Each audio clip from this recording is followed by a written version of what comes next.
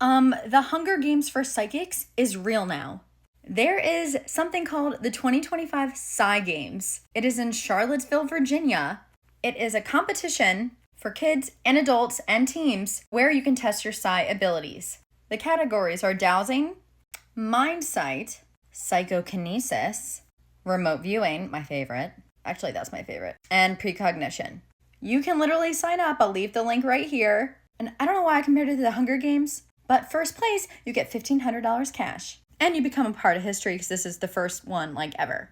This is actually more like a Candyland for psychics. It's meant to be playful, and it's meant to open the world's mind up to these very real abilities. Materialist, kiss my butt. And there's more. There are keynote speakers and workshops at this conference. Tom Campbell, The Theory of Everything. He wrote a book, I think it was called My Big Toe. Adam Curry, who has an app called Entangled Consciousness and has worked with the Princeton Pear Lab. Who wrote UFO of God. He's one of the biggest interdimensional UFO experiencers. And Diane Hennessy Powell, who most of you know from the telepathy tapes. I'm sure she'll be talking about telepathy. We're even doing workshops on how to remote view. I will be at that one. It is August 1st through 3rd in Charlottesville, Virginia. You can get tickets on their website and get the hotel separate. I actually have no association with them. I'm just very excited. And hopefully in the future I will be speaking there. Because I'm writing a book on the expanded definition of plasma, which makes this all possible. What the frick does plasma have to do with telepathy and remote viewing? Let me explain. I view plasma as a living ether. Plasma in science is the fourth state of matter. It is an ionized gas. It is composed of positive ions and free electrons. But I believe that plasma is actually more of a behavior, and that solid, liquid, and gases are all made out of plasma at different levels of matter. And I believe that the plasma I'm speaking of, which is not currently provable in science because we don't have the machines to do so, this plasma is the plasma that makes up the realm of thoughts and emotions. Think like as above, so below. If plasma is 99.9% all visible matter, I think it's also 99.9% of all invisible matter. It makes sense. Especially when you learn that plasma has all the qualities needed for remote viewing, for telepathy. It is the perfect field for all this, and I will explain. Plasma is what is called a quasi-neutral medium. Plasma responds to electromagnetism. What has the biggest electromagnetic field in our human body? Our heart. Plasma responds to love and joy and all those awesome frequencies that they talk about in metaphysics and the spiritual world. And what is the key to remote viewing that some of you might know? It is opening your heart. Unlike solid liquids or gas, plasma is both fluid and structured. It is the perfect medium to hold complex information patterns. Its quasi-neutral state makes it ideal for information transfer. It can literally bridge the physical and subtle dimensions. Not only is plasma the perfect medium, but the perfect middle point for spirituality and science where they both meet, but it is the perfect middle point between classical science and quantum physics. Plasma interacts with both quantum particles and classical electromagnetic waves. Plasma is capable of sustaining what is called quantum coherence over large distances compared to the other states of matter. And in a quantum system, particles can exist in multiple states simultaneously, which is known as superposition. I'm pretty sure that's why wormholes really can exist, because in a plasma, that would make total sense. Look up pinch plasmoids, or pinch plasmas, sorry. Plasma literally translates quantum data into macroscopic patterns. In the quantum realm, we have individual electrons and ions that interact in quantized probabilistic states. And then in the classical realm, these interactions aggregate to form large-scale electromagnetic fields, which plasma can carry and transmit across large distances. I'm getting back into telepathy. For instance, in remote viewing or precognition, specifically, I'm leaving that in, specifically remote viewing where you're seeing impressions from a distant object, plasma can store future potentials and past events. They are all vibrational imprints. And when you learn to resonate with them using your heart, your electromagnetic field, you can resonate with future and past items, allowing the observer who is remote viewing to navigate this quantum data that is stored in plasma, which bridges the past, present, and future. It makes sense, does it not?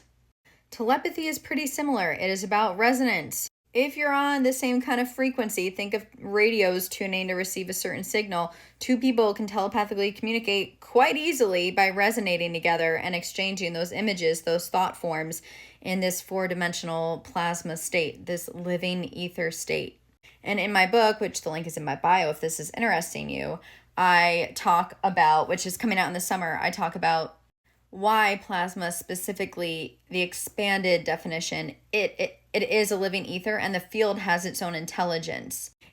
Plasma is not conscious. It is the vehicle for consciousness. It holds consciousness in certain situations. And this is why their future potentials. This is why people make mistakes, and none of these things are 100% accurate. It's not because they're fake, because they're quite real. Anyone who has had any type of strange, odd experience can admit that it's real. When you experience it, you know how real it is. And then you feel like a moron for laughing at people and making fun of them for this. The reason it's not accurate is because plasma's intelligent field reflects your state of consciousness, your state of resonance. So your symbols that are lined up with your emotions, which I go into in my book way more clearly, might be different than someone else's. Your emotional filters, your traumas, your past limiting beliefs, that might influence what you're seeing. And it all has to do because everything is encoded in these plasmas. Every conscious thought form, every story that is consciousness, every message is almost like in a little dense plasma bubble. And unless we know how to open to them without our own emotional biases, whether it's subconscious or conscious, and this is more nuanced, but basically we can't read those messages exactly. But in a perfect world in the future, learning about all this more and mixing it with our healing and our emotions, all of this stuff will be possible and accurate. And one way this is being proved by Diane Hennessy Powell is in the telepathy tapes, where people with savant syndrome and autism have these abilities, and they're 100% accurate when they're doing the test. I think they're doing a documentary which will be out about this eventually, but they have a podcast. So plasma is a modern day reinterpretation of ether, especially the way I'm explaining it. The reason I do not call it ether is because, number one, in science they disproved ether, but they actually didn't. The test they did to prove or disprove it, the Michelson-Morley test, was completely messed up. I also get into that in my book. I also just like the name plasma because it literally means to mold, or the molded, I think, which is perfect. It is a moldable substance, a moldable intelligent substance by conscious awareness.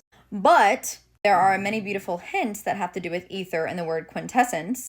And quintessence, Aristotle called quintessence ether. He connected the two. Quintessence, this fifth essence or ether, was a substance thought to permeate all of space and act as the carrier of light and consciousness. I'm sorry, that's literally plasma. Like, why have we not connected that? People are starting to now. This aligns with the idea that plasma is not only a physical substance in science, in the study of science, but it is also a living memory field, much like the Akashic realm, that holds the imprints of thoughts, of emotions, and intentions. When someone has a strong emotion or intention, it can imprint a pattern in the plasma field way deeper. This creates the resonant structure that can be accessed remotely, like in remote viewing or telepathy. Heightened emotional states do make a difference, but it's not just about that. It also has a lot to do with neutrality, not attaching, learning how to receive without grasping for an answer. It's easy and it's not easy at all. Like, for instance, when I open my mind and I act like a kid, I can be telepathic. I can do it all. I feel like a literal magician, and I'll do it once or twice, and then I'll psych myself out because it just feels weird. And that's what I think we have to learn is sorry, it shut off or something. Our nervous systems have to learn how to hold this whimsical, weird stuff. I always did it as a kid too. And every time also when I would like start to be psychic or like win a game against my parents, or even now, I psych myself out. I'm telling you, the emotional mastery is where it's at. And not mastery is in suppressing, mastery is in feeling and having the nervous system to be able to feel it all, because it's very expansive. Anyway, speaking of kids, going back to the conference, kids get in for free if they're between 6 and 14. Super cool. Here's the information again. I will see you there. Ah!